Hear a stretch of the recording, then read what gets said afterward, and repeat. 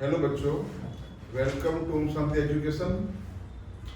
Chapter 13 में exercise 13.3 में question number 2 है, if the median of this distribution is 28.5 then find the value of X and Y.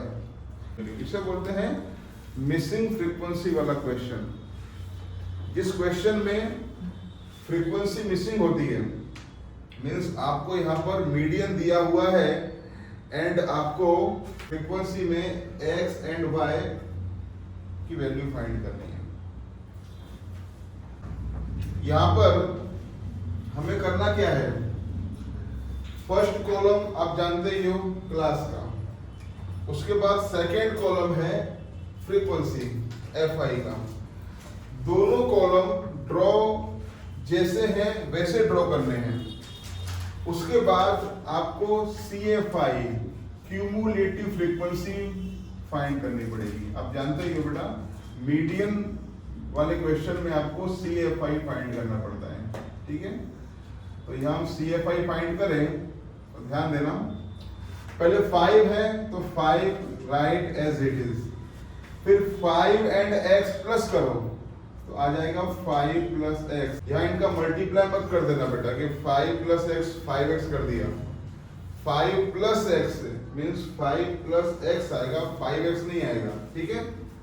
फिर 5 plus X plus 20, तो ये 20 का plus 5 में करना, x में मत करना। तो 20 plus 5 25 plus X, then after 25 plus X plus 15 क्या हो जाएगा बेटा, 40 plus X, okay.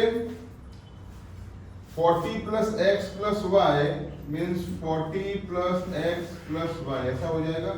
And 40 plus X plus Y में 5 प्लस करो तो 45 plus X plus Y, okay.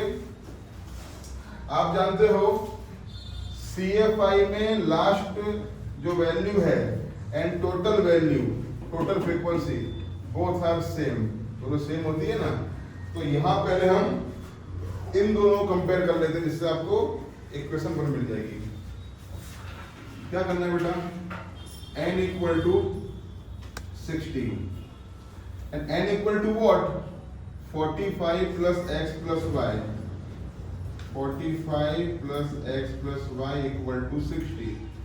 45 plus go there in minus, then x plus y equal to 60 minus 45, then x plus y equal to what, 15. This is our first equation, okay.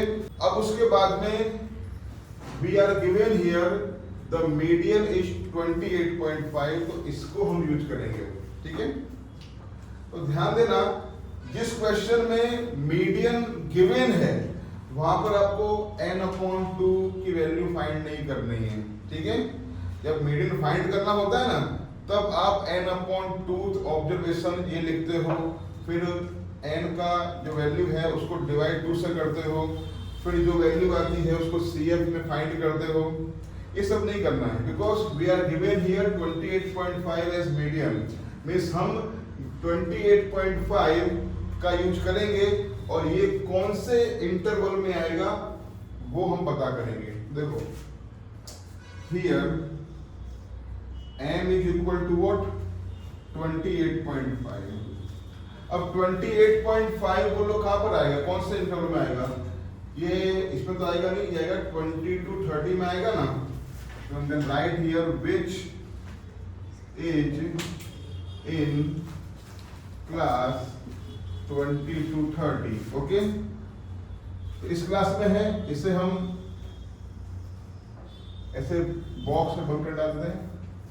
तो L equal to क्या जानते हो, lower limit L आ जाएगा 20, F is equal to what 20, CF, आप CF इसे मत मानना, CF क्या होगा बेटा, इसके जस्ट ऊपर वाला, CF equal to 5 plus X and H 20 से 30 में डिस्टेंस है 10 का, तो H हमारा आ गया 10, ओके। अब रूल लगाते हैं, m is equal to l plus n upon 2 minus cf upon f into h। अब यहाँ पुट करते हैं m की value, m is equal to 28.5। Okay, then l is equal to 20 plus n upon 2।